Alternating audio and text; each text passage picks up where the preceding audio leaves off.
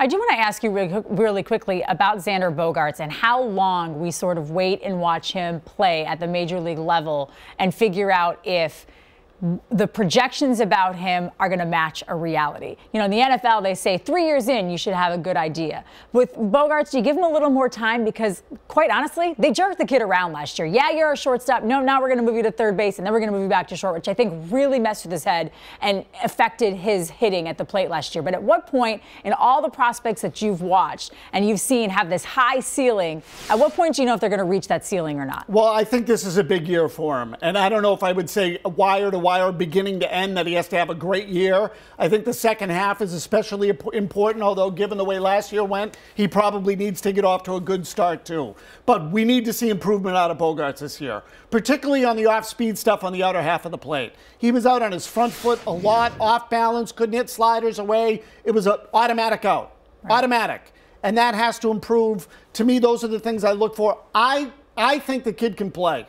The one issue that he's going to encounter is that he needs to show some urgency. He's very sort of even-keeled, and it often looks as if he's not fully focused or doesn't care. Maybe, I don't know whether he is or he isn't. I think he's kind of a laid-back kid. Well, he is, but he's got to harness that because he has too much ability to be inconsistent. If he gets off to a slow start, and Cole Hamels is still hanging around, and the Phillies haven't traded him away, and Ruben Amaro comes to Ben Cherington and says, listen, we won't take Swihart or Betts, but we want Bogaerts. We think we can get out of him what you haven't been able to. If the first half of the year you don't see what you like, do you get rid of him?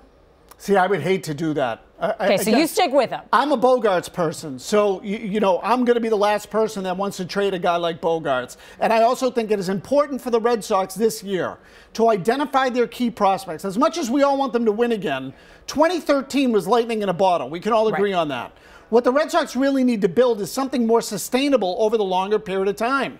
And the way to do that is to build around Bogaerts, Betts, Owens, Swihart. These guys have to be your core players going forward. We don't know how much time David Ortiz has left. Sandoval's going to move into a DH role soon. Hanley Ramirez is a bit of a trick or treat, and I know they invested 4 and 5 years in these guys.